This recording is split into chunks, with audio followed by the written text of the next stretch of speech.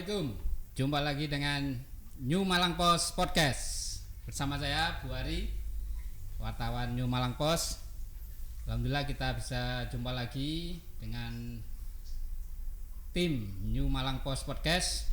Kali ini kita akan ngobrol-ngobrol santai dengan seorang tokoh pengusaha muda dari desa, tapi pengalamannya luar biasa, bisnisnya juga luar biasa. Beliau pemilik rumah sakit dan rupanya sekarang juga menjadi mentor bisnis. Beliau adalah Pak Pugo Wiji Pamungkas. Selamat siang Pak Pugo. Selamat siang Pak Buari. Ya, siang ini kita ada di Rumah Sakit Umum Wajah Usada, di kantornya beliau.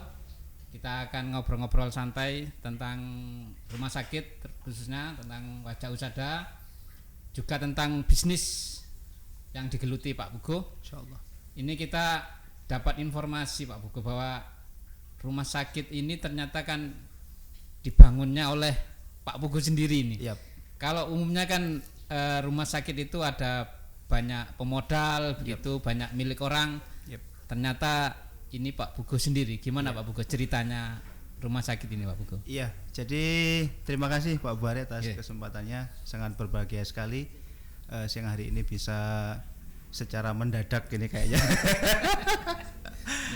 Jadi kalau ditanyai orang tentang kilas balik Rumah Sakit Wajah Usada, sebenarnya berawal pada tahun 2011 Pak. 2011 itu setelah kesekian kali kita saya ya terutama itu beberapa kali gagal dalam berbisnis, kemudian memutuskan untuk memulai bisnis di bidang kesehatan. Jadi waktu itu tahun 2011 kita membuka toko obat di Wajak, di Pasar Wajak, yang itu menjadi cikal bakal dari apotek Wajak waktu itu.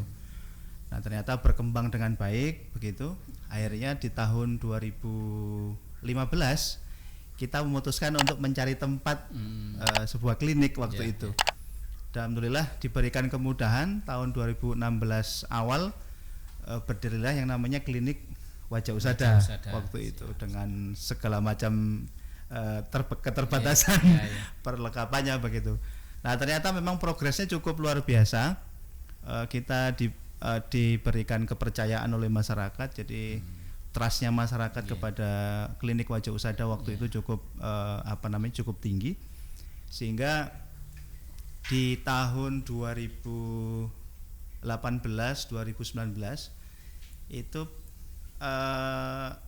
sustainability performa klinik waktu itu cukup bagus Pak. Ya cukup bagus. Sehingga saya bilang ke tim saya, karena waktu 2017, 2018, 2019 itu saya sudah membangun tim. Saya bilang kalau okupansinya stabil, kita harus naik ke rumah sakit.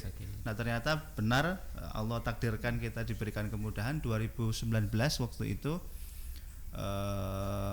2019 akhir kita mulai mengurus perizinan rumah sakit begitu. Dan alhamdulillah ternyata dilala ada Covid Pak, ada pandemi. Sempat stres juga itu.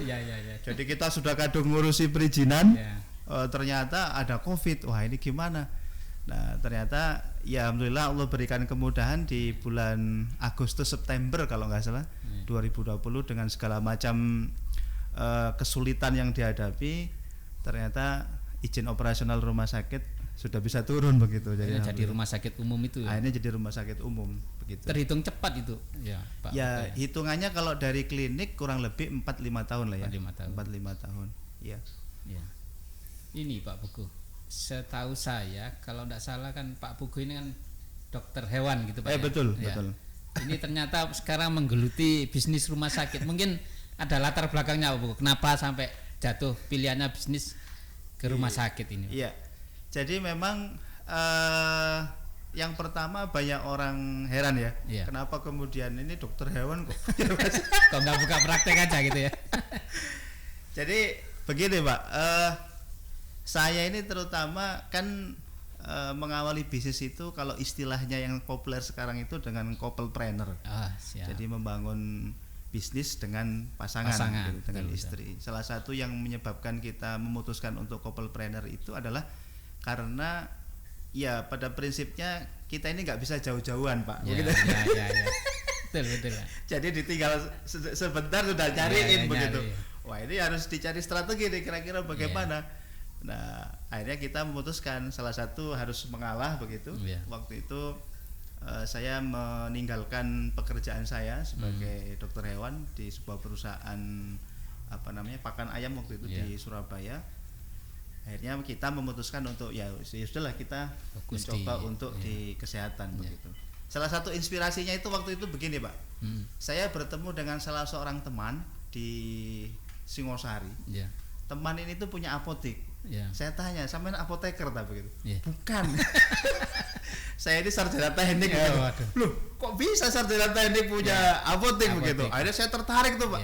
Tertarik untuk kemudian tertarik untuk kemudian tanya ke dia begitu, belajar berminggu-minggu. Akhirnya saya diajari dan seterusnya. Itu kemudian yang kemarin salah satu yang menyebabkan saya terinspirasi oleh teman saya itu begitu. Ini kira-kira masih ada lagi nggak ini mimpi-mimpi yang terkait bisnis di bidang ini Pak Pugo? Iya, kalau ditanya tentang mimpi yang jelas kita pasti akan terus ya.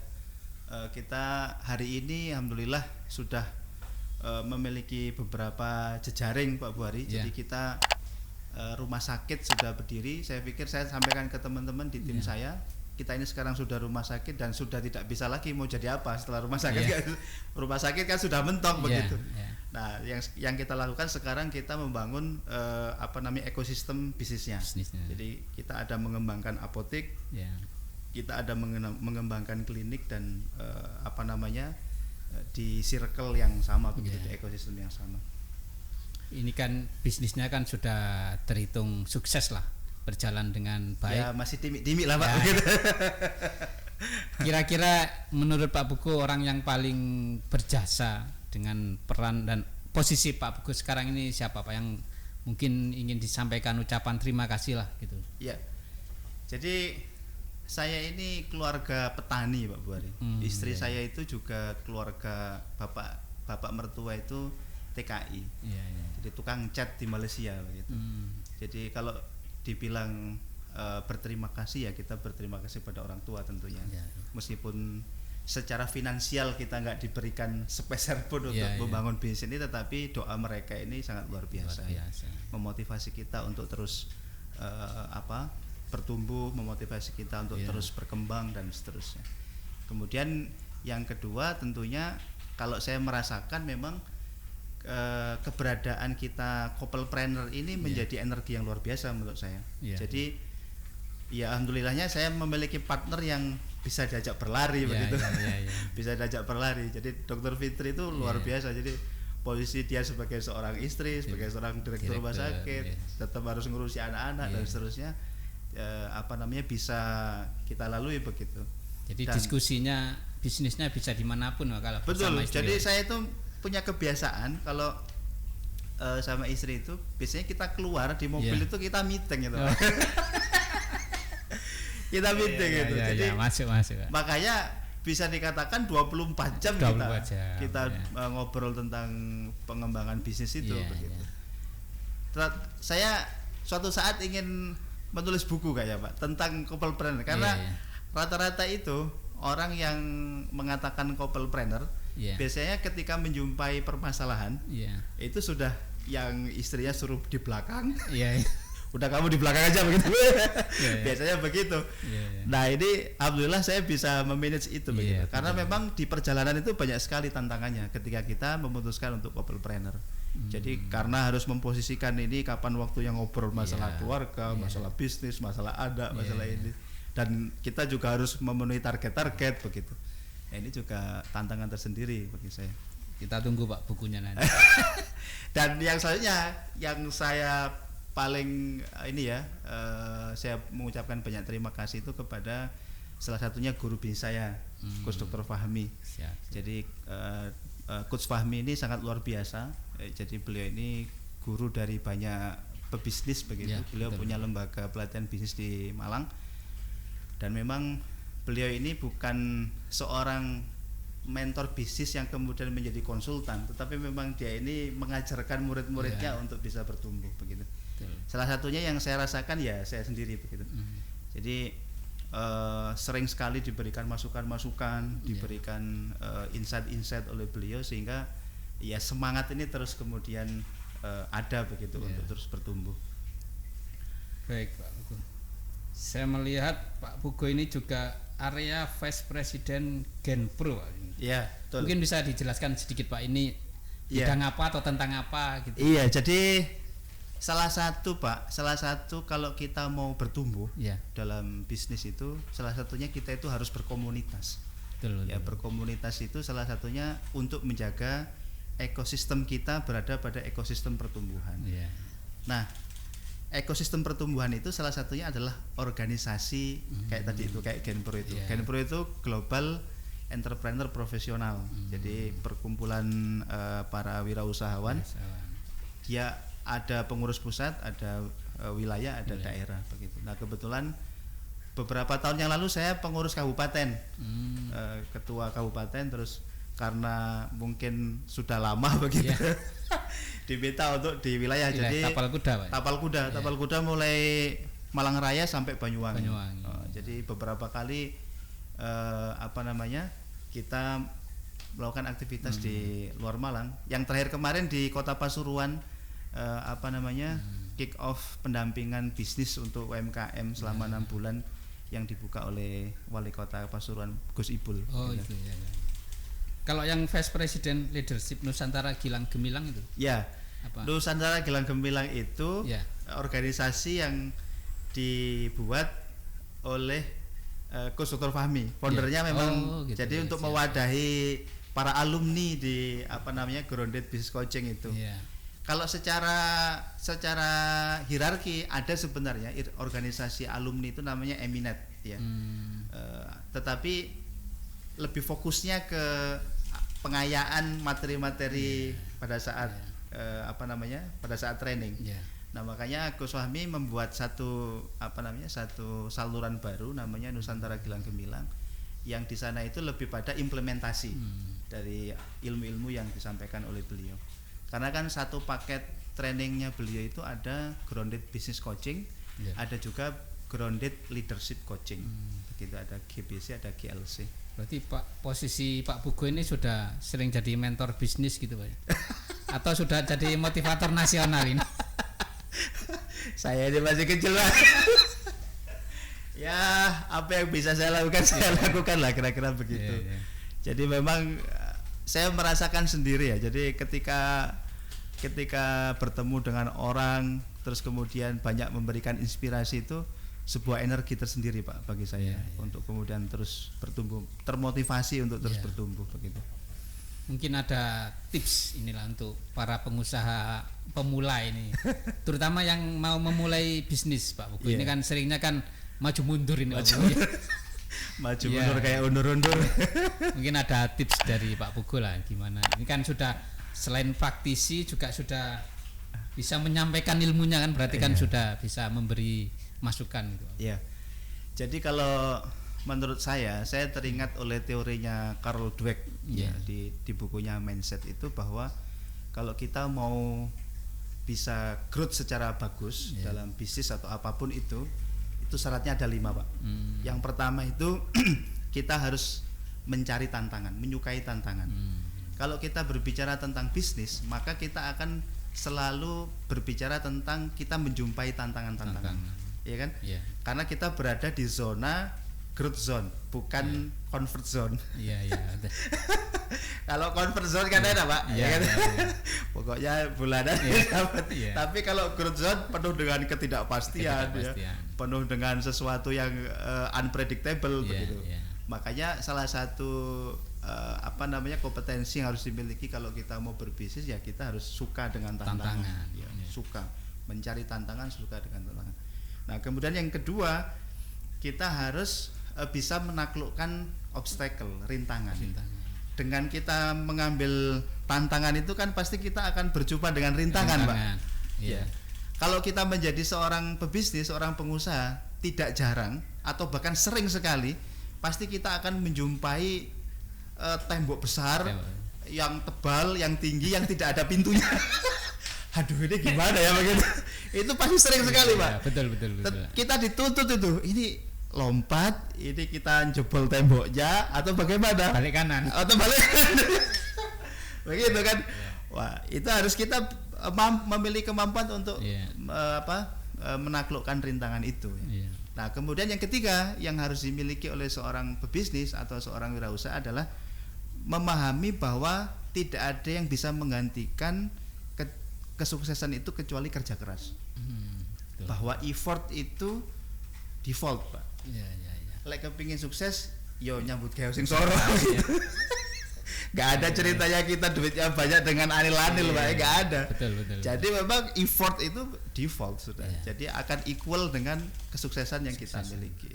Jadi effort. Kemudian yang keempat, criticism. Kata Carol Dweck, criticism itu adalah kita suka dengan masukan-masukan, suka dengan kritik. Nah, ini terkadang juga menjadi penyakit, Pak Buan. Kadang kita baru bisnis begitu ya. Kita bisnis kuliner, misalkan jualan bakso. Bakso saya kok gak laku-laku ya. Ternyata memang baksonya itu nggak enak, Pak. Enak. Nah, ketika dikasih masukan marah. Nah, kalau saya, Pak Bori, saya memang dari dulu tuh suka. Ini kurang gimana? Termasuk kayak sekarang ini juga saya sering teman-teman yang dari kota itu pas kesini saya minta gimana tadi pegawai saya begitu, pelayanan gimana, sambutannya gimana, satpam saya gimana begitu. Jadi suka mencari masukan. Nah, yang terakhir, yang paling penting ini, kalau kita mau menjadi pengusaha sukses adalah success of others, katanya Carol Dweck. Kita belajar dari kesuksesannya orang lain. Jadi seneng sinau, iki kok wong iki iso sukses ya, apa carane om gitu. Nah, itu juga yang sering saya lakukan. Jadi saya juga seneng di ekosistemnya Coach Fahmi itu salah satunya karena sering bertemu dengan orang yang kayak gitu, Pak. Ini kok bisa ya orang gini sukses ya? Karena ternyata algoritma kesuksesannya itu sama, Pak. Sama begitu. Nah, yang terakhir, Pak, katanya si Angela Lee Duckworth, kalau kita mau sukses itu adalah kuncinya cuma dua. Perseverance and passion for long term goal. Perseverance itu tekun, Mas. Yang kedua, passion, punya semangat.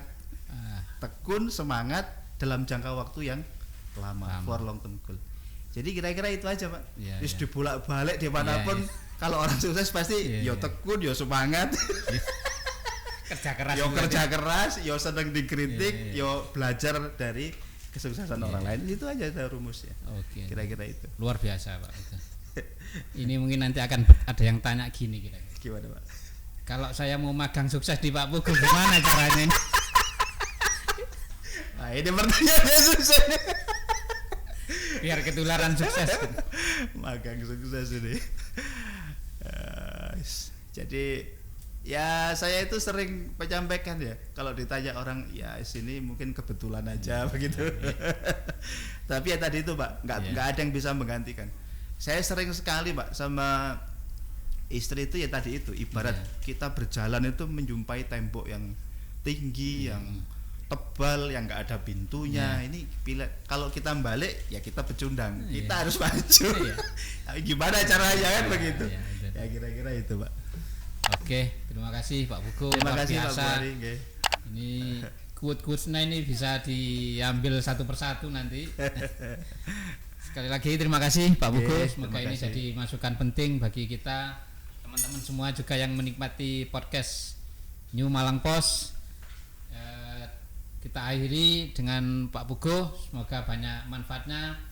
Dan jangan lupa ikuti podcast New Malang Post selanjutnya dengan tema-tema yang lebih menarik, dan juga ikuti YouTube New Malang Post Channel, TikTok New Malang Post, juga Instagram newmalangpost.id, dan tentunya juga online newmalangpost.id, dan tentunya juga koran New Malang Post, asli korannya arek Malang. Demikian, terima kasih. Saya akhiri. Assalamualaikum warahmatullahi wabarakatuh. Assalamualaikum warahmatullahi wabarakatuh. Terima kasih. Terima kasih. Oke.